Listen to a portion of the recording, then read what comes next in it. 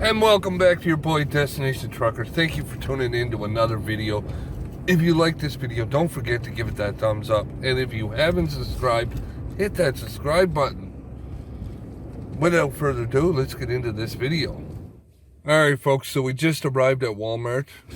As you can see over there, it's fairly busy at this here one, but you can see how they had their gates up too over there. Not gates, but the fence for lineup. But it doesn't look like they have a lineup today because it must not be enough people or something. I don't know. This must be a lot of staff, right? In these cars, I guess. I don't know what the whole story is, but. Anyways, this here one here is in Sherwood Park, so we came early, right? Like it's 10 a.m. See if I can show you there. 10 a.m.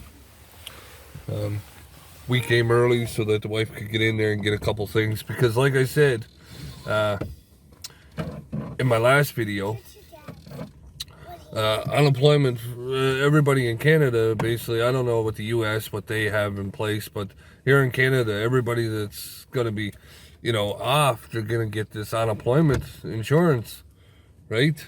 So basically they're all gonna get it on Tuesday. Everybody's gonna get it on Tuesday, so the stores are gonna be, crazy to get into. So we figured we'd come the day before, that way we could get the stuff we needed, and we wouldn't have to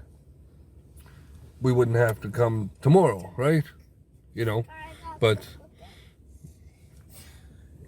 anyways, with that said, plus people that get GST, that's a Canadian thing too. I don't know if you have it in the U.S. or not. But basically, well, you probably do. You probably just have it. It's probably just a different name or something. But basically, we get so much money back. Like I don't know. You get like a long time ago when I was 16, I think I got like $80. But now I don't get nothing. I make too much money, right? If you make too much money, you don't get no GST. That's just the way it works, right? The government just keeps taking and taking, but don't want to give you. Yeah. Like I said to the wife, was it last year? I think it was last year. I paid more taxes than most people make a year. I'm not bragging about that, right? I'm not bragging about that, but it's sad. Like, we pay so high tax, and then at the end of the year, they give us a third percentage of it. Exactly, that's what they give us, like a third of it. And then we look at, well, why can they afford to do what they're doing now? Well, this is why, because they're robbing everybody of their taxes. But here's the thing, okay? So everybody thinks that, oh, this here is all right and everything. Who are we trying to fool? When this is all over, folks, we're going to have to pay this money back. Right? To find something to fucking make us pay it back. Like, it's not free money. We never get free money. Right? So anybody that thinks we're getting free money, it's not free, trust me. They're gonna find a way to pay it back. It'll be we'll get a tax for what is it? COVID-19 tax. They'll probably call it or something, right? Basically, it'd be, and they'll do that there for everybody. So it'll basically, when your tax time comes, instead of you getting that 3% back, you'll probably get a 1% back now. You know what I mean? Like, that's how they'll work it. So, don't be fooled if you think you're going to get this free money. It's the same thing. Everybody thought it was, it's a great idea. They're going to put these windmills up. These windmills. What's the first thing they did when they put those windmills up? They fucking charged us more on our power. Who's paying for those windmills? We are. Right? Like, there's no way that you're going to get something that's going to save you money. Trust me, it's not saving you money because you're going to pay for it. So, anyways, with that said, she's gone in there to get some things, and I got the kids out here. And she's like, do you even want to come? Of course I want to get out of the house, man. I'm locked up. Can't do nothing. Can't take the kids to the park or nothing. Of course I want to get out. That guy right happy. We don't want to go, but we have to force. So Dad pushed us out. Oh, I forced you. Yes. Yeah. Imagine, I forced my kids to come out of the house. Like, you know, when I was younger, there wasn't a day I was in the house. We unbuckled. But anyways, folks, with that there, let's wait for her to come out and we'll go on to the next thing. Alright guys, so we just left Walmart there and she got everything that she wanted to get. And as soon as she went in, they started a lineup after I was done.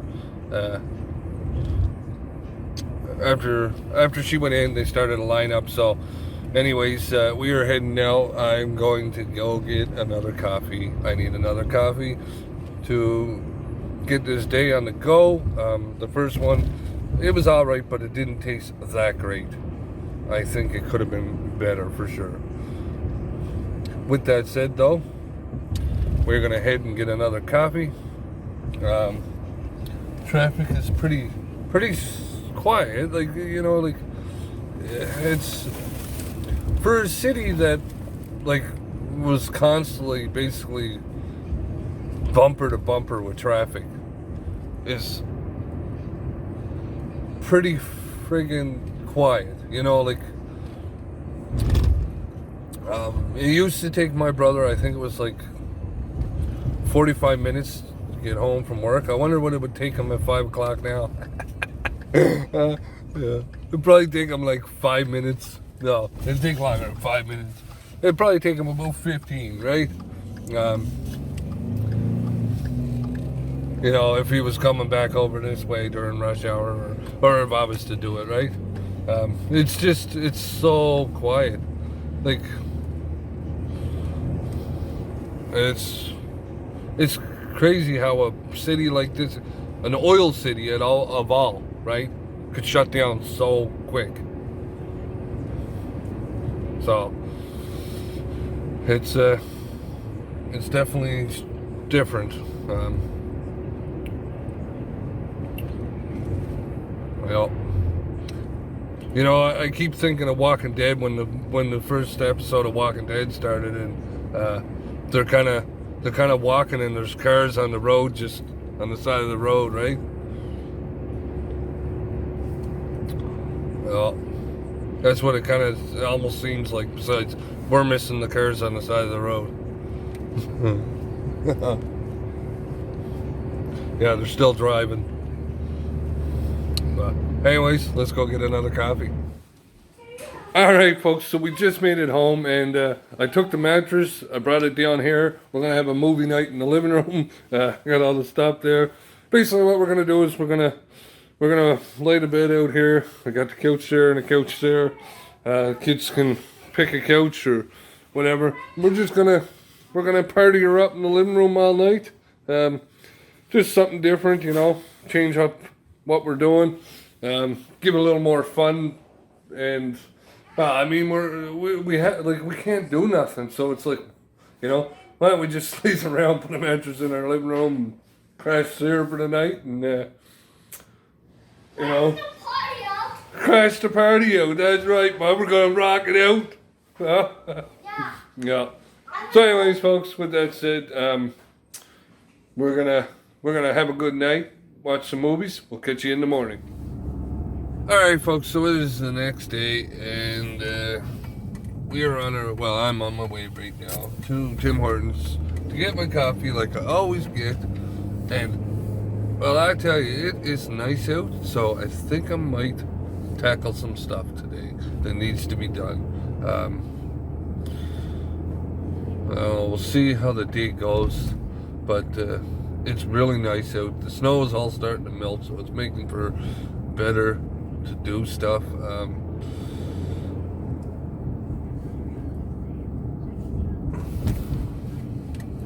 So we'll swing by Tim Hortons, grab a coffee, and go from there. Alright folks, so we just arrived back at the house here after getting my coffee, and just want to show you like all the water is starting to accumulate where everything's melting. But we are gonna try and fire this up right.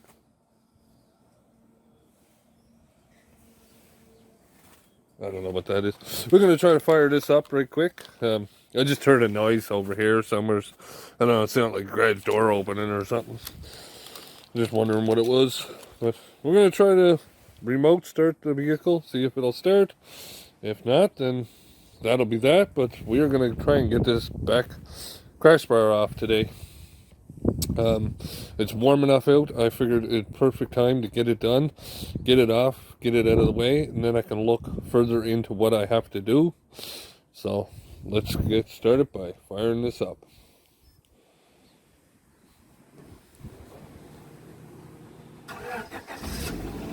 Boy, fire right up today. Warm, eh? When it's cold, she's stubborn, but when it's warm, she don't mind doing it. So, cold start, you get a little smoke coming from her. I mean, it's not completely warm, folks, but it's a lot warmer than it has been. The wind is kind of cold, I know that. But anybody has watched my videos, that is not my plate, so don't try and call in on me saying I did something or it's not my plate, so they're going to be going looking for someone else. So, joke's on you. But with that said, we are going to get started, try and get the bolts out, get that off. So let's go with that. Alright folks, as I was trying to see, I thought, you know, for sure that this would come off. Right, this crash bar would come off, but I guess it don't.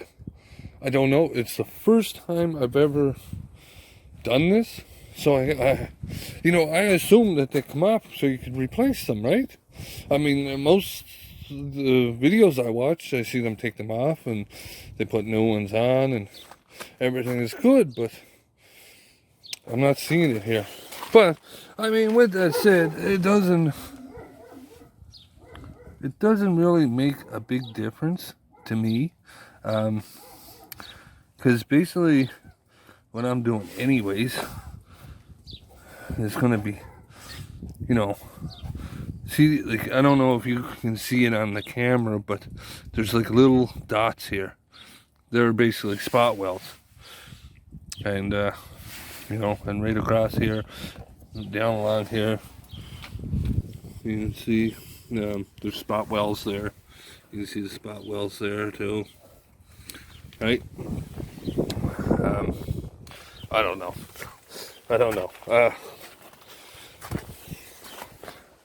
I know one thing for sure, folks, that I will never ever buy another vehicle with rear end collision.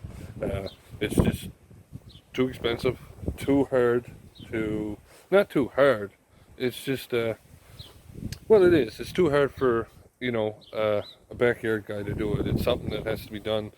You know, it just, that's the way it's looking to me. It's just, I'm just wasting time trying to get this done. You know, the best thing for me to do is just hold off, wait till I get the bumper and send it in, get them to do it. I have it done and over with. I mean, I got some of the work already done for them. You know, I got the bumper off. You know, like, I got stuff already done for them, so they're that one step closer. I mean, if I really wanted to, I could do it. It's just, right, I'd hate to do it and it not pass. You know, that's where I'm at, because that's the last thing I want, is to spend the money on that part that's $600, turn around and have it not pass. Then I got that piece is basically a lead. So I went from spending $2,000 to spending $2,600. You know, and that's what it'd be, or even more, because I would buy a welder. So where I'm at right now is the best thing to do is leave it, get the part. When this coronavirus ends, because this is what's going on right now, is, you know, most of these places, they're not even interested in taking anything in right now because of safety and health, and I don't know what's going on, man. You know, so with that, I'm just gonna leave it for now. You know, I'm not gonna worry about it, I guess. I was looking at another one, pickup, but I never told the wife yet, but I was looking at one, thinking about it, see if I could get it. It's not a bad one, to be honest. It's got some front end damage. Is that not working? Or wrong key, is it? It's got some front end damage, folks. Stepped into the office. It's just, I'd rather sit. Make sure the music is down. Yeah. Might as well fire this up anyways. I'm gonna have to get some gas for it soon enough. But yeah, I was looking at another one, and it's got some front end damage. Somebody already put a bid in on it. I'm not overly wanting to get it. You know, if the price was to go right, then maybe, but they already got the price up to 150, I think. And it's to find parts for this car, it's going to be hard because everybody has them. Everybody wants them. You know, and these are probably wondering, what am I talking about? Well, the car is I don't want to say it, because if I get it, then, you know, it'll create content, but it's a very hard car to get parts for, because everybody that has them basically keeps them. You know, they're not, by all means, they're not reliable vehicles, but yeah, you probably already know now, eh? But everybody wants them. Everybody likes them. You know, I think I said in one of my previous videos, I prefer the Honda over them. But, you know, I know that it would sell pretty easy if I got it for the right price, right? You know, like if I got it for, let's say I got it for $250. By the time I pay the fees and everything, that'd be like $375 or something, or something like that. Oh, it's warm in here. It's warm in here. Let's wind down these power windows. No, I love those handle windows. They're easier to do.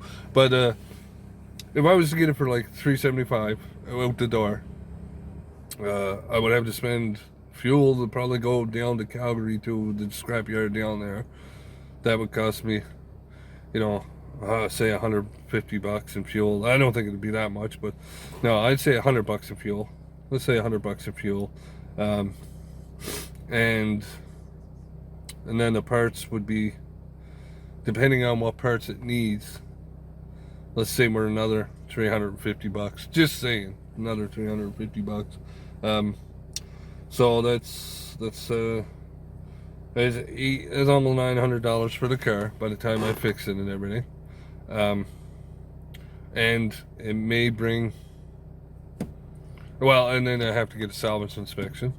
So you're at $1,150, $1,200, something like that, right? Let's just say, you know, and all that there. And then by the time I was done, it may bring $2,500, maybe not. Might, no, it'll probably bring $2,500, because, like I said, everybody wants these cars. They think they're the best, right? Me, I'd prefer a Honda any day, but so as far as that crash bar goes on the back, that doesn't come off unless you break the weld, and I'm not gonna break the weld because this is stupid. There's other ways to do things, I guess. I don't know. Maybe it does come off and I just can't figure it out, but to me, there's no bolts. There's nothing showing that there's bolts there, right? So, and that's what I thought those holes were for the bolts, but when I dug in there, there's no bolts. All it is a metal bracket. So, I don't know, folks. We'll just leave it as it is, I guess, and we'll just send her to to the dealer when it's time, or not the dealer, but the body shop, and we'll get her done there.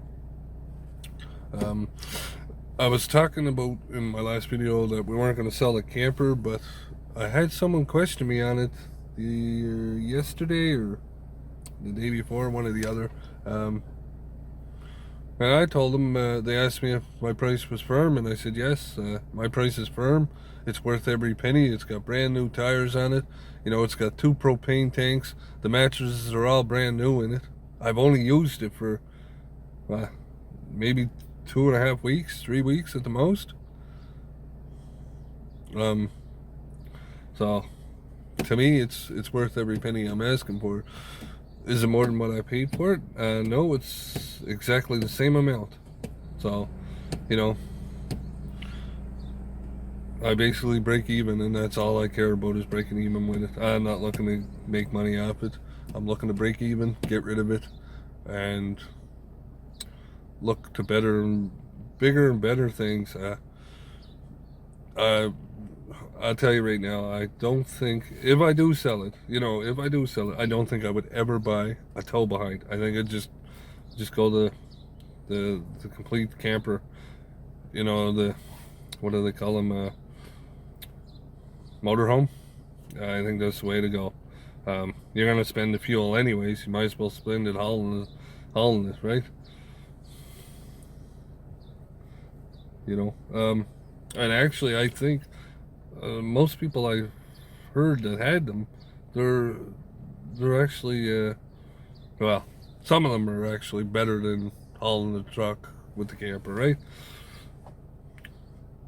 Some of them are, not all of them, but some of them are. Those 350s like to suck back the fuel, so in the older campers, but we'll see what happens. It's one step at a time, right? But with that said, folks, this is a total bust for today, so we'll see you on the next one. Destination Trucker out.